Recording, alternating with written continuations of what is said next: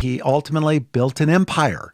You know, let's put it this way. He's the Phil Knight of the drug world.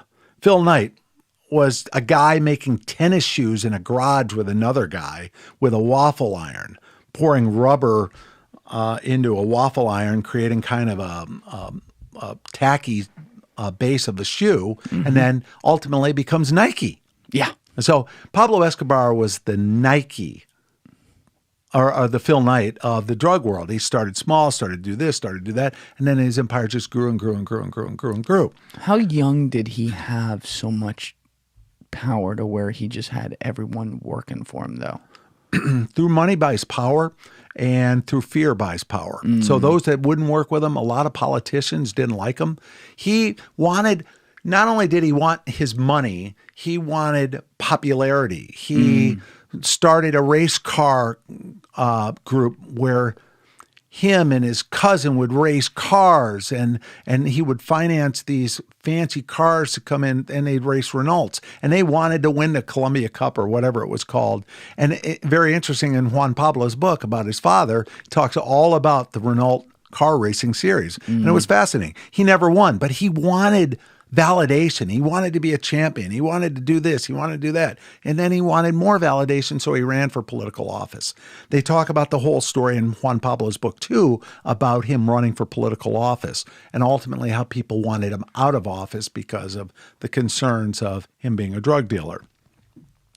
So he worked his way up, and through power and through violence, through money and through violence, he gained power and more power and more power. He was a very smart man. He really was.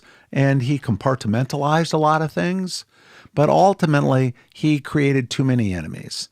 And his son points out that he created the enemies more or less because he went into politics.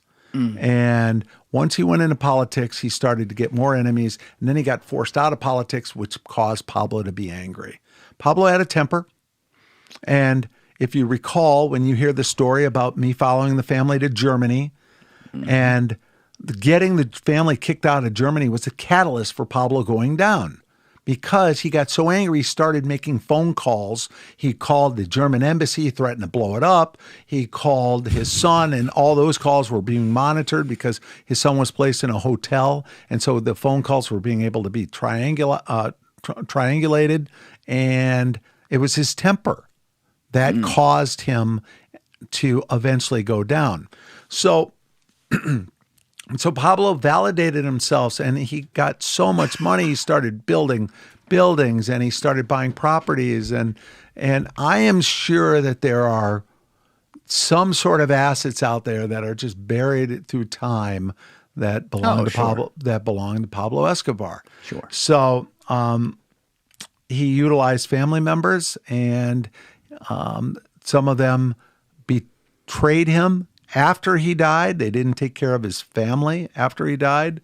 And he was a fascinating guy that in reality, if he went to prison instead of was killed, he probably could have written a book or two, not about drug dealing and all that, but how to build an empire. Thank you for watching the video, guys. Please hit that subscribe button and check out this clip's full podcast episode by clicking here or in the description below.